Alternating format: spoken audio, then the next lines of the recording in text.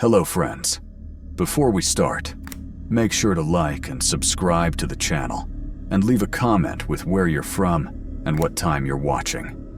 That way, YouTube will keep showing you stories just like this one. Now, let's begin.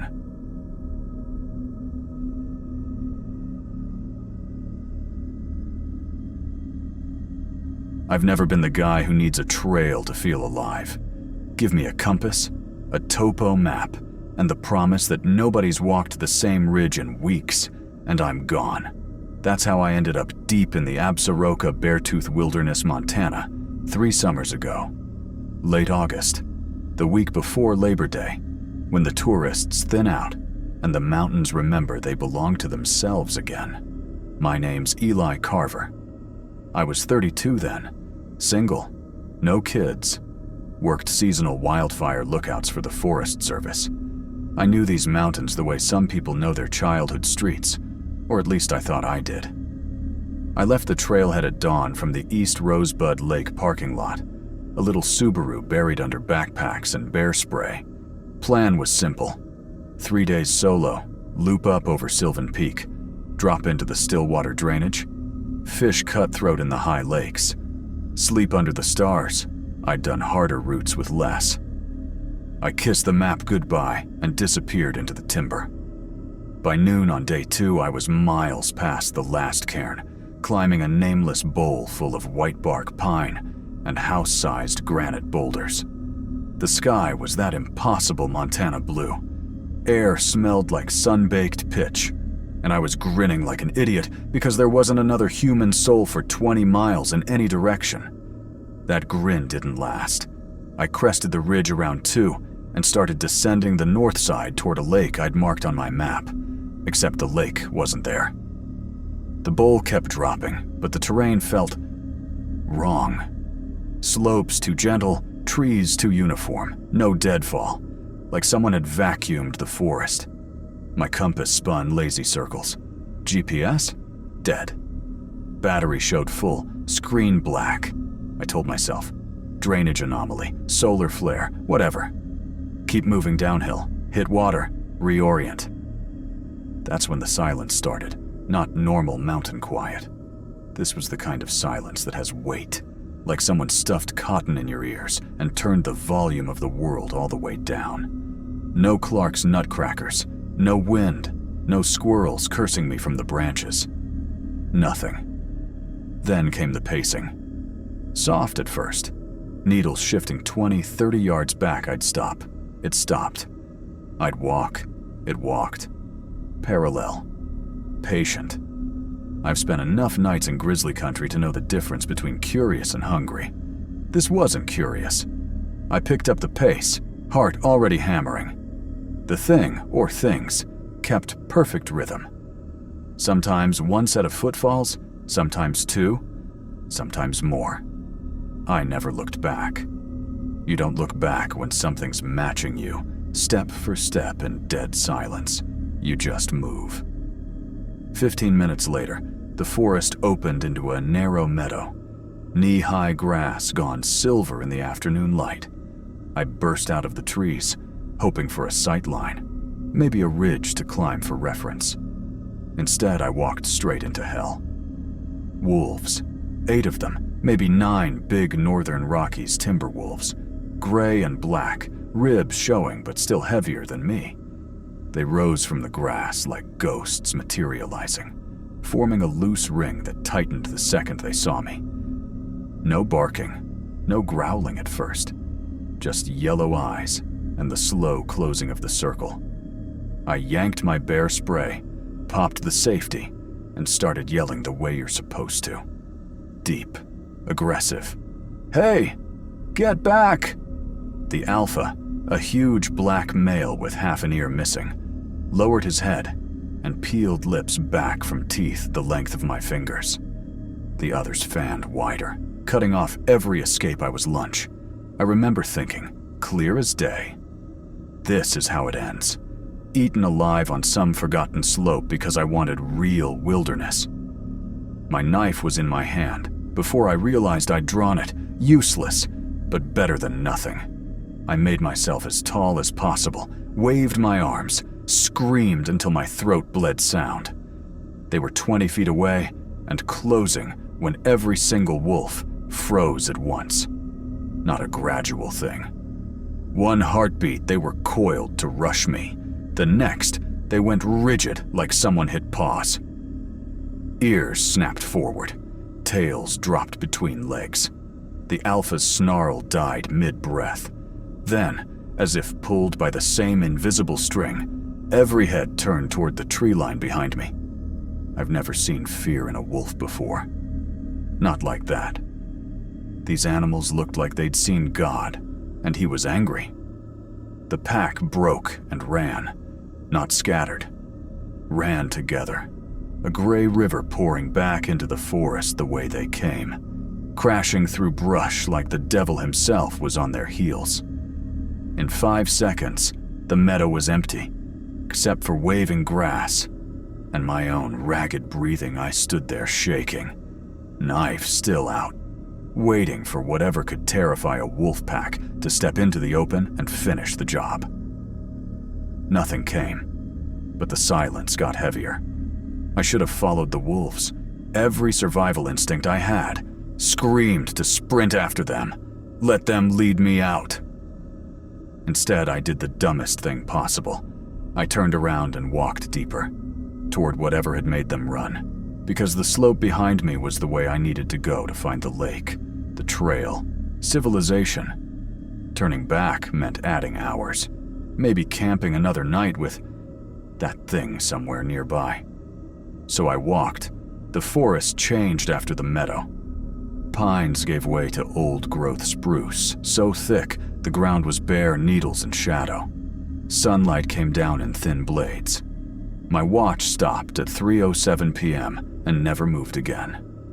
The air smelled wrong, like wet stone and something metallic, the way the air tastes before lightning. 20, maybe 30 minutes later, I smelled smoke. Not campfire smoke. This was thick, acrid, like burning plastic and hair. It hung low, drifting between trunks at chest height. I followed it because the ground was finally sloping down again, and I was desperate for any sign of humans. The trees parted, and I found the place. Imagine a perfect circle, maybe 60 feet across, carved out of the forest like someone took a cookie cutter to the mountainside. No stumps, no brush, just bare earth the color of dried blood. Around the edge stood 13 spruce trees, exactly 13, each one stripped of branches to a height of 15 feet, trunks carved top to bottom with symbols I didn't recognize. Not Native American, not Norse runes, nothing I'd ever seen. Deep, deliberate cuts, still oozing sap that looked black in the dim light. From the lower branches hung things, bundles wrapped in what might have once been hide, now stiff and cracked. Small bones tied with sinew, bird wings, squirrel skulls, a raven's beak still attached to feathers, rusted iron spirals. A child's shoe, old-fashioned button-up kind, dangling by its lace, a silver locket spinning slowly, though there was no wind. In the center was the fire, or what was left of it. A perfect ring of fist-sized river stones, stacked 3 high, no gaps, no soot on the inside. Whatever burned there left no ash, no char, just a shallow depression full of objects. A cracked iPhone face down, a woman's gold wedding band, a tiny knit baby booty, a Polaroid photo, bleached almost white. Things people don't leave behind on purpose. And above it all, the smoke. It wasn't rising from the fire, it was just there. A flat, black plane of smoke hovering 6 feet off the ground, perfectly rectangular, maybe 15 feet long by 8 high. Edges sharp as if cut with a knife. It didn't waver, didn't drift, didn't thin. It hung in the air like a photograph of smoke. I couldn't look away. My eyes locked on it, and something behind my sternum cracked open. A feeling poured into me that had no name. Grief for something I hadn't lost yet. Terror of something already done. My knees buckled. Tears ran down my face, and I wasn't crying. They just came. I felt every second of my life at once, every mistake, every person I'd failed, every moment I thought I'd have more time for. The smoke showed me none of it. It just opened the door and let the feelings walk in. I don't know how long I stood there. 5 minutes. 50. Time stopped making sense. When I could move again, my body made the decision for me. I turned and ran. Not jogged, ran. Branches whipped my face, roots caught my boots. I fell hard more than once but kept going. Lungs burning, legs rubber. I didn't look back. Couldn't. The forest was a green blur, and still that silence pressed against my eardrums like water. The next clear memory I have is night. Full dark, stars sharp overhead. Temperature dropped into the 30s. I was stumbling along a dirt road. Forest Service Road 3281, I realized later. Headlamp dead. Clothes soaked with sweat and now stiff with frost. My truck was parked exactly where I'd left it 2 days earlier. Driver's door still ajar because I never lock it up. There, I drove home to Bozeman with the heater blasting, teeth chattering so hard I nearly cracked a molar. Got in at 4:17 a.m., took the hottest shower I could stand, and slept for 18 hours. I never went back for my backpack, my tent, my fishing rod.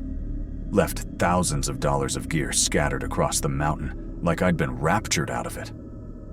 For weeks, I couldn't shake the feeling that something had followed me home. Lights in the apartment felt too bright. The quiet at night was wrong. I'd wake up gasping with the taste of that metallic smoke in my mouth. I tried finding the place again the next summer. Hired a guide, took a different route, spent 4 days combing the same drainage. Nothing.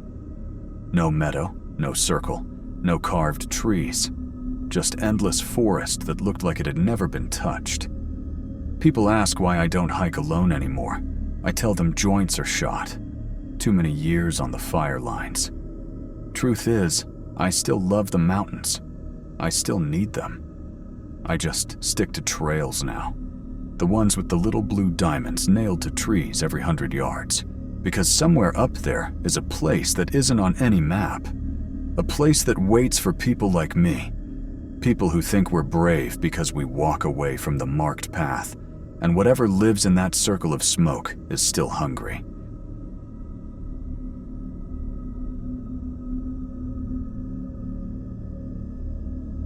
I've been hiking alone for almost 8 years now.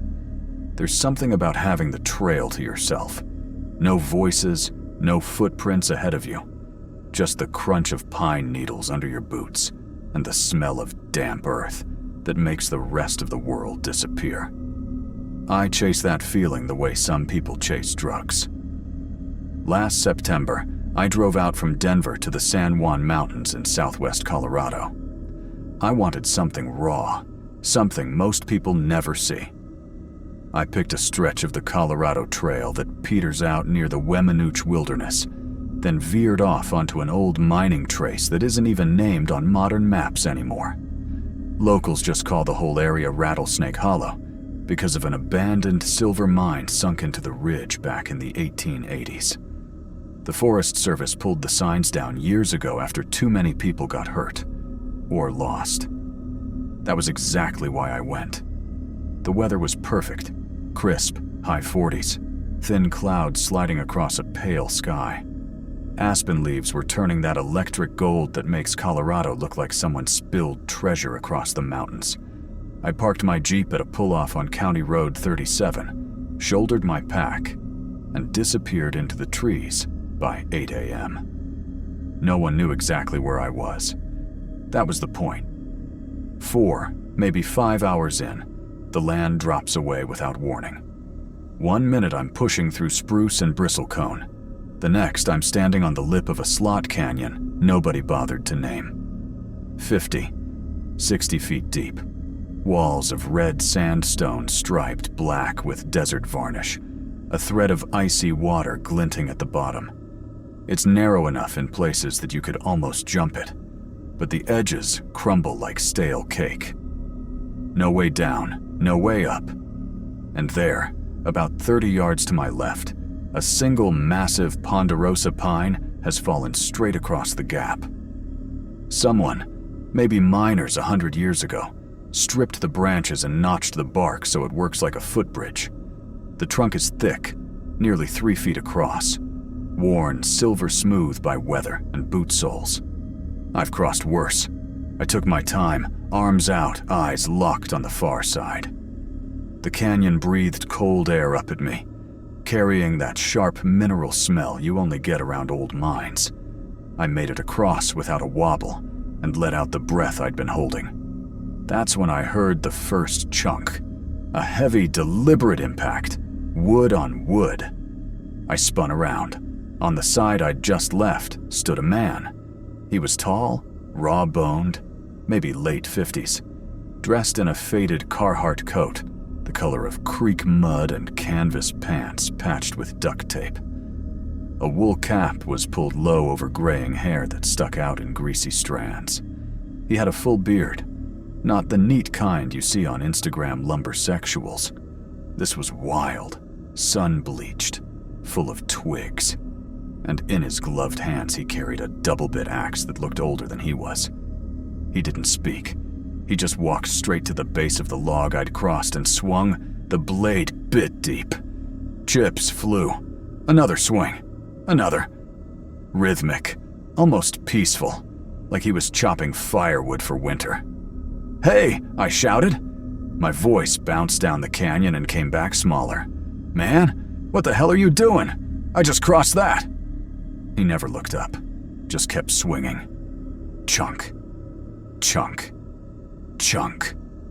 The log shifted, a low groan rolling through the trunk. I felt it in my boots even from 25 feet away. "Stop! Seriously, stop!" Panic made my voice crack. "I have to get back across tonight." That's when he paused, rested the axe on his shoulder, and finally met my eyes. His were pale blue, almost colorless, set deep under heavy brows. Something about them made the hair on my neck lift. "You ain't coming back this way, son," he said, calm as reading the newspaper. "Not tonight. Maybe not ever." Then he went right back to chopping. I lost it. Started yelling every curse word I knew, threatening to call the sheriff, threatening to come back with friends and burn his damn cabin down. Whatever cabin. I had no idea if he even had one. I was running on pure adrenaline and terror. He stopped again. This time, he leaned the axe against the log, took 3 slow steps to the edge, and stared across at me like he was memorizing my face. "These mountains keep what they take," he said. "Best start walking." He picked the axe up, turned, and melted into the trees, like he'd never been there. I stood frozen for maybe 30 seconds.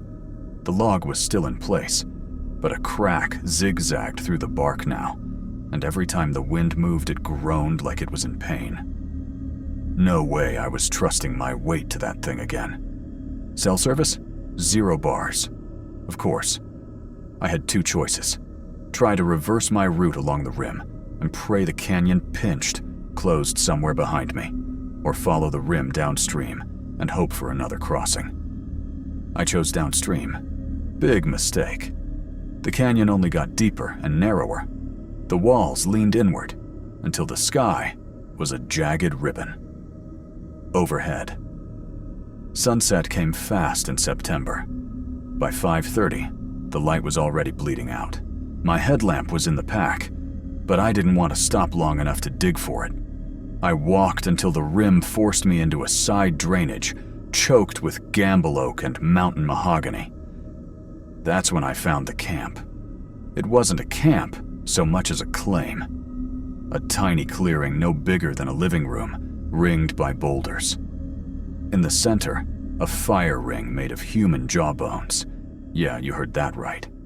bleached white and wired together with baling wire. Skulls of coyotes and elk were nailed to the trunks around it, eye sockets stuffed with clumps of gray-green lichen. Rusted mining tools, picks, shovels, a broken ore cartwheel were arranged like altarpieces. Strips of orange surveyor's tape fluttered from branches, but they were old and sun-voided, crusted with something dark. I smelled it before I saw it. Iron and rot. Someone had been living here recently.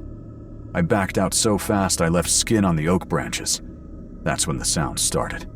Soft at first, a snap of a twig, the scuff of a boot on pine needles, then silence when I whipped around. Classic stalking behavior. I've hunted elk. I know how predators move. Whatever was back there was playing with me. I started jogging, then running. The canyon was a black scar on my left now, the drop invisible but close enough I could hear the creek hissing over rocks far below. The forest on my right grew denser. Old growth spruce so tight the trunks rubbed bark. No trail, no light. Another twig snap, closer. Then a low whistle, 2 notes, like a bird call that no bird has ever made. I ran harder. I don't know how long I ran. 10 minutes, 20. Lungs on fire, legs rubber. Then I burst into a small meadow and almost collided with a second fallen tree. This one was smaller, a limber pine maybe 20 inches thick, stretched across the canyon at a scary downward angle. But there was no time to look for anything else. Behind me, shapes moved between the trunks. 3, maybe 4, human shapes. One of them stepped into the last of the light. Same build as the axe guy. Same greasy beard. Different coat. But the eyes, those same washed-out glacier eyes. Another stepped beside him carrying what looked like a length of rebar. They didn't speak. They just spread out, slow and deliberate, the way wolves cut off escape routes. I didn't think. I sprinted, hit the log at full speed and started across. The bark was loose, slick with lichen. Halfway over, the tree shifted under my weight, and I dropped to my stomach, arms and legs clamped around it like a koala. The canyon yawned below me, black and hungry. I could hear the water now, loud, like it was laughing. I inched the rest of the way, rolled onto solid ground, and scrambled up. When I looked back, all 4 of them stood at the near end of the log. One by one, they placed a hand on the trunk, testing. Then the first one, the original Axeman, shook his head almost sadly. He raised one finger and drew it slowly across his own throat. The message was clear. You crossed the line. Next time you won't be so lucky. They turned and walked back into the trees without a sound. I ran until the forest spat me out onto an old Forest Service road I didn't even know existed. Headlamp finally on, tears and snot freezing on my face. I followed gravel until it met pavement. Hitched a ride with a terrified couple in a Subaru who thought I was having a mental breakdown. Maybe I was. I filed a report with the Montezuma County Sheriff the next morning. Described everything. They took notes, nodded politely, and I could see it in their eyes. Another city boy who got spooked by shadows. The deputy even used the phrase, mountain folk who like their privacy. Case closed before I finished my coffee. I still hike, but never alone anymore, and never, ever off trail in the San Juans. Some nights I wake up tasting pine pitch and hearing that calm voice across the canyon. These mountains keep what they take. I believe him.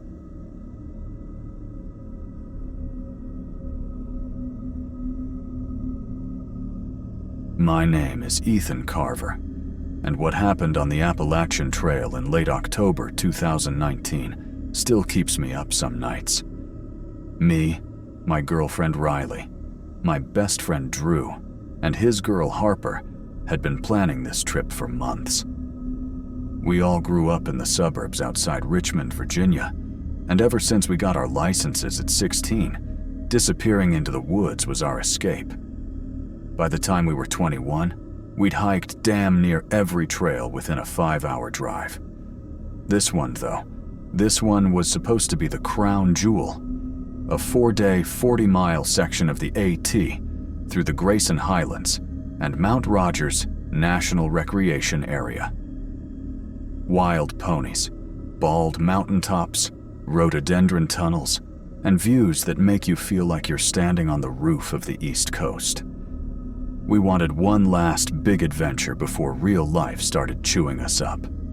My dad had always been big on be prepared. When I told him we were doing a remote stretch with no cell service for miles, he slid his Glock 19 across the kitchen table without a word. 15 rounds, compact, reliable. I'd shot it plenty of times at the range. I didn't want to bring it, but Riley just looked at me and said, "Black bears, meth heads, or Bigfoot. Pick your poison, babe." So into the pack it went. We left Richmond on a Thursday afternoon in late October, the leaves exploding in reds and oranges. 9 hours later, we were winding up Route 603 in Southwest Virginia. Windows down, music loud, the smell of wood smoke and cold mountain air pouring in. By the time we reached the Fox Creek trailhead, it was pushing 9 p.m. and pitch black. We threw the tents up by headlamp, cracked a couple beers, and crashed hard. Day 1 was perfect. Crisp air, bluebird sky, ponies grazing like something out of a fantasy movie. We climbed up through the highlands, took a million photos on the rocky balds, laughed until our stomachs hurt. That night, we cowboy camped under the stars on top of Wilburn Ridge. No tents, just sleeping bags, and the Milky Way so bright it felt close enough to touch. Nothing creepy, nothing weird, just 4 kids living the dream. Day 2 started the same. We dropped down into the deep green tunnel of the Lewis Fork Wilderness, thick with spruce and moss, so plush it swallowed sound. The plan was to hike 8 miles to a spot called Deep Gap, an off-trail clearing near a little creek everyone raves about online. Secluded, beautiful, perfect. That's when things started feeling off. About 3 miles in, Harper froze mid-step. "Guys," she whispered, "someone's watching us." We all stopped. I scanned the ridge above us. Nothing but golden ferns and twisted birch.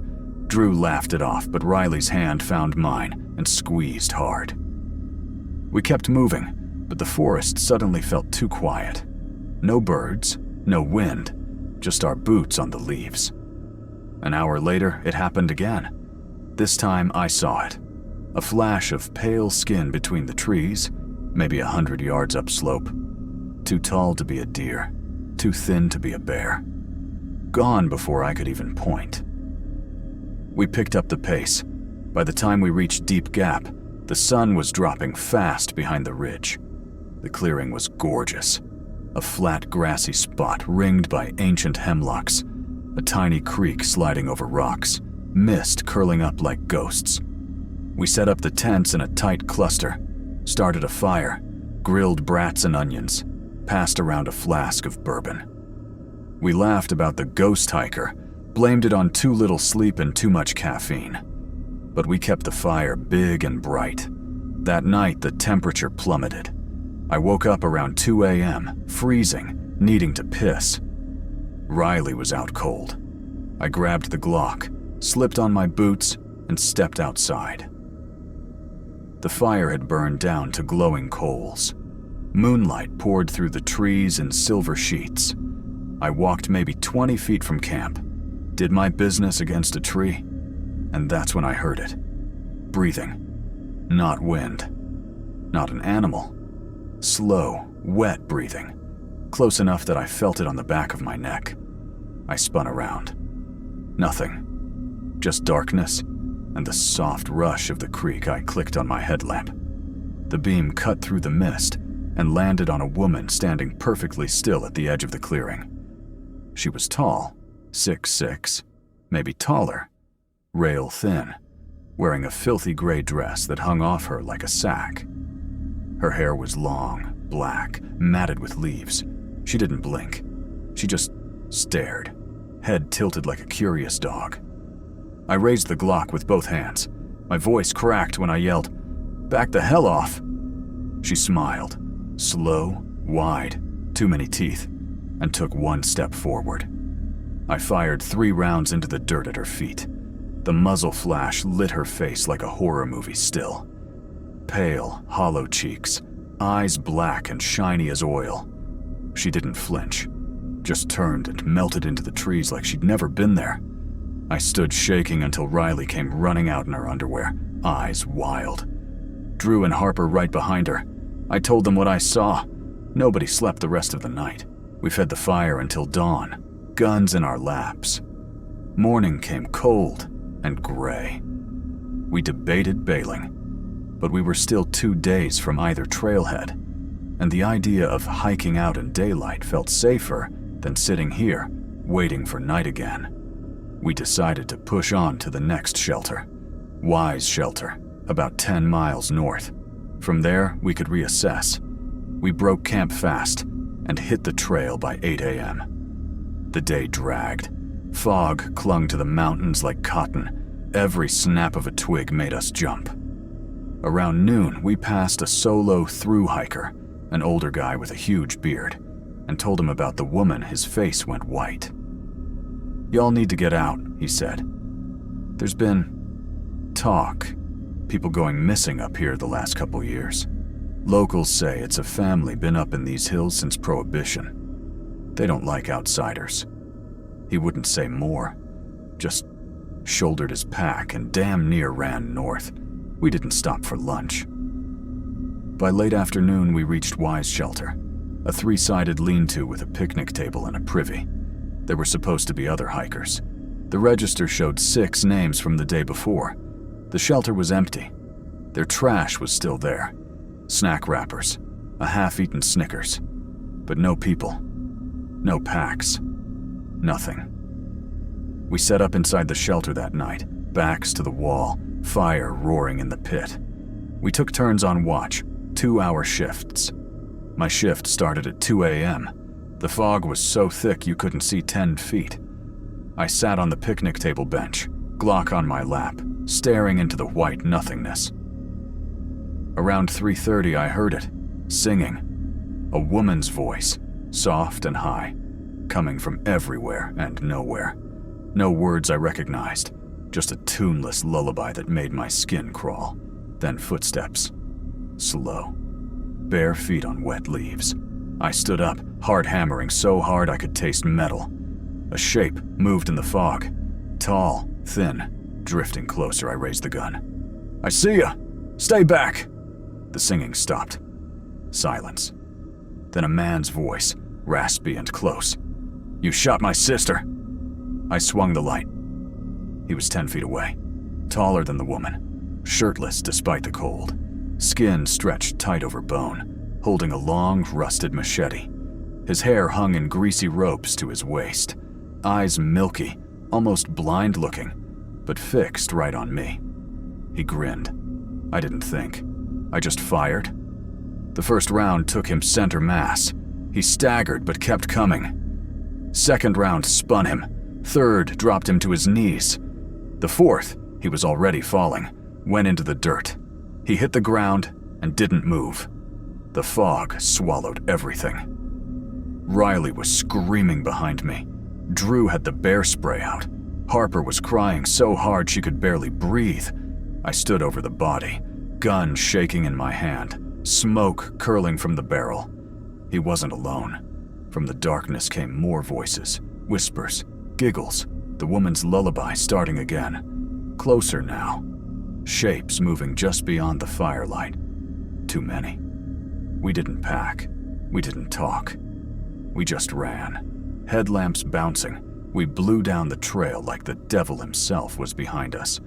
Branches tore at our faces. I still had the Glock, 11 rounds left. We didn't stop until the first gray of dawn, 7 miles later. when we stumbled into the parking lot at Massey Gap. My truck was the only vehicle there.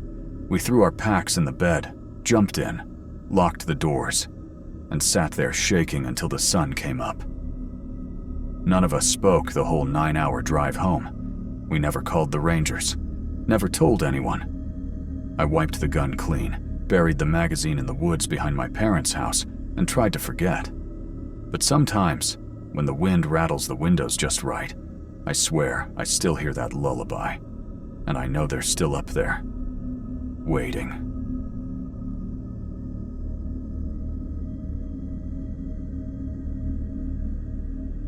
My name is Evan Porter, and I've spent most of my life chasing mountains. Colorado, Utah, Montana.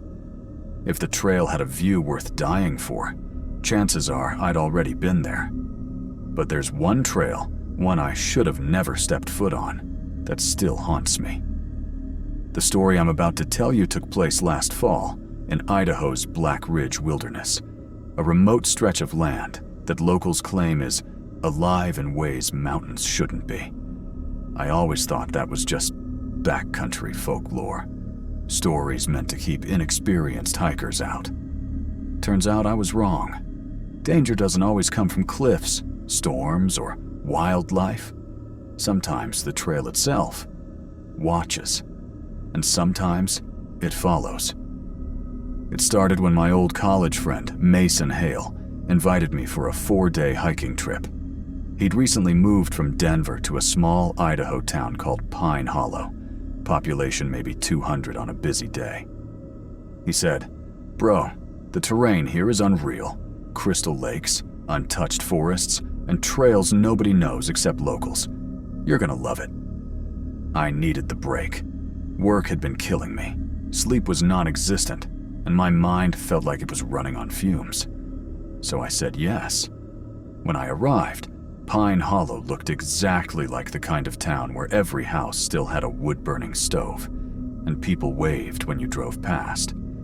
Mason looked healthier than ever. Big beard, tanned skin, and an energy I envied. But there was something else. A nervousness. A kind of alertness that didn't fit his usual relaxed personality. When I asked him if everything was okay, he shrugged it off. "Just been hearing weird stuff in the woods lately. Locals say it's nothing. I guess I believe them." He said the trail we were taking, Ravenwood Pass, was deserted, beautiful, and perfect for resetting your brain. He wasn't wrong, just not in the way he meant. We started early in the morning. The air was crisp and cold enough to bite through my jacket. Fallen pine needles muffled our footsteps as we hiked deeper into the wilderness. The forest was too quiet. No birds, no insects, not even the wind, just the sound of our boots crunching on the earth. "Eerie, right?" Mason said. "This place absorbs sound. Locals call it the Silent Pines." He tried to say it like a joke, but there was a tightness in his voice. Around noon, we reached a ridge overlooking a massive valley. From up there, the world looked untouched, just endless forests rolling like waves. We sat, relaxed, talked. It felt good to breathe clean air again. Then I noticed something strange across the valley. A clearing, perfectly round. Too perfect, like something had burned or carved out a circle in the forest. "What's that?" I asked. Mason didn't look at it directly. He just said, "Don't worry about it." His answer was too fast, too dismissive, too forced. And that's when I knew something was wrong, long before I understood what. We continued the hike for another hour before setting up camp, near a narrow creek. The water was icy and clear enough to see every stone beneath it. We built a fire, ate dehydrated meals, cracked a few jokes. Everything felt normal, until the sun went down.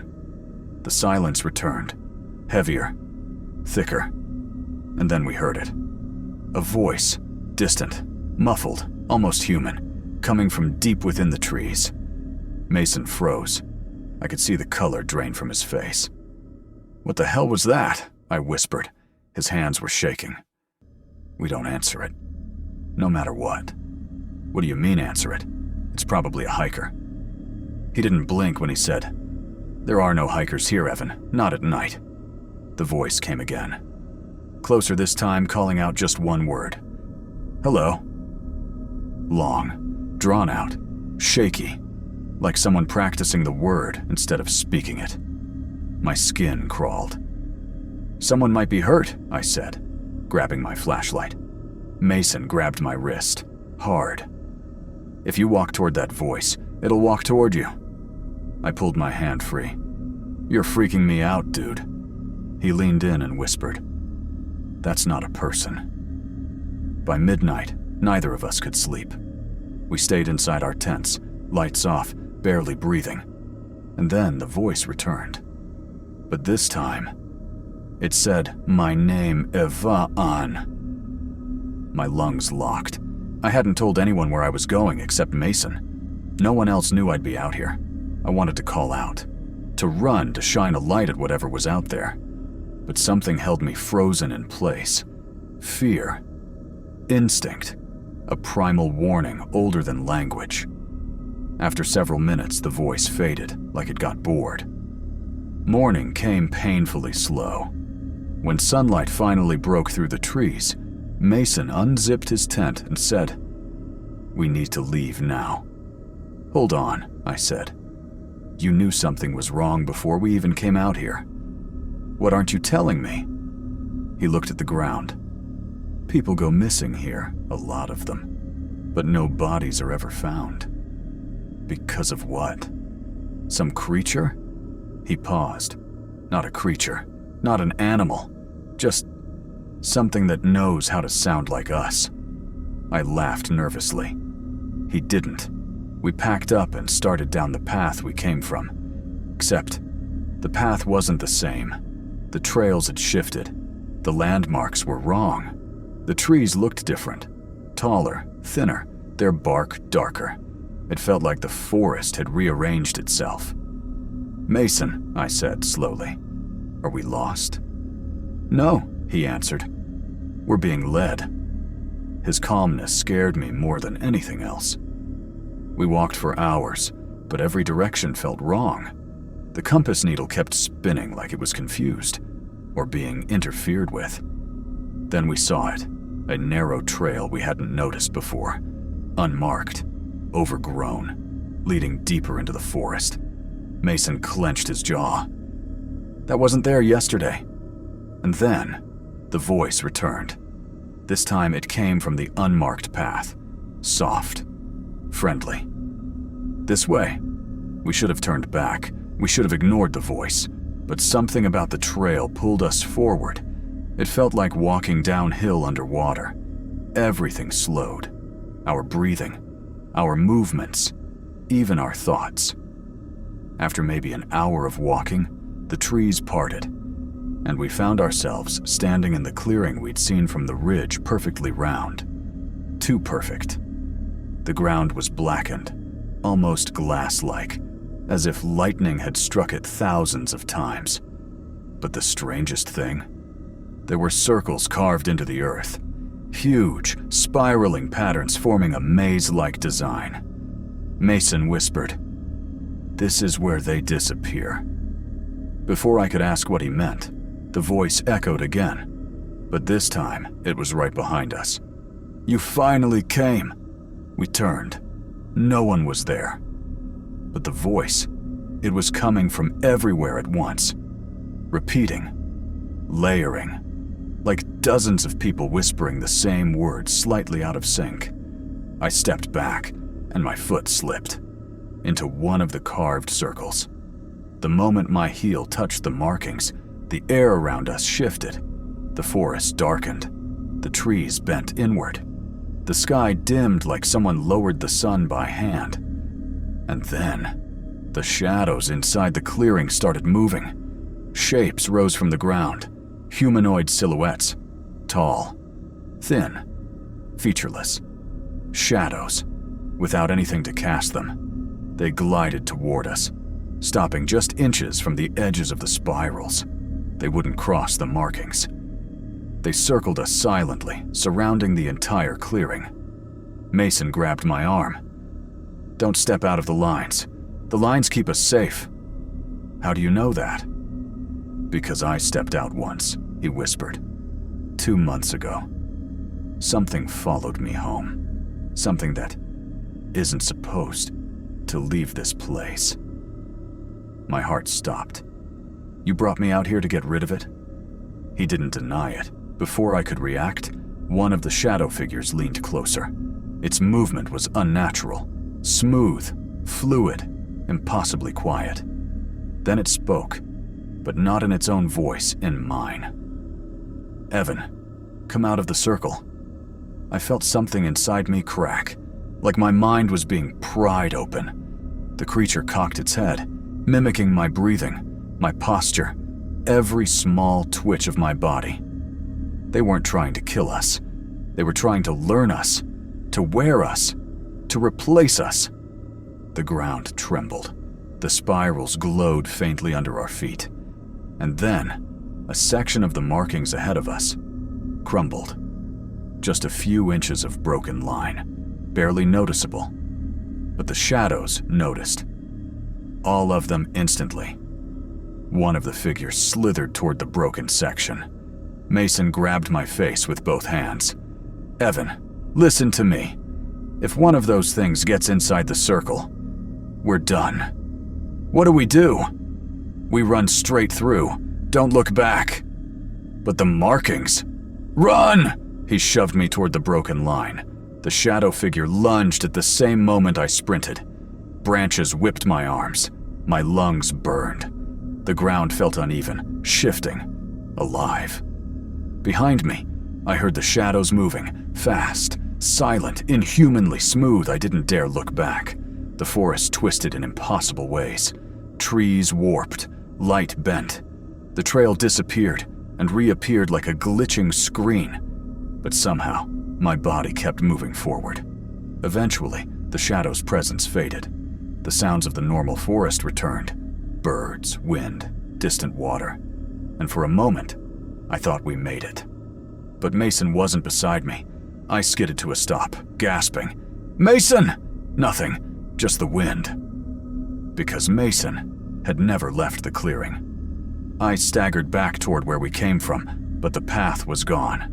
The forest had rearranged itself again. I screamed his name until my throat tore.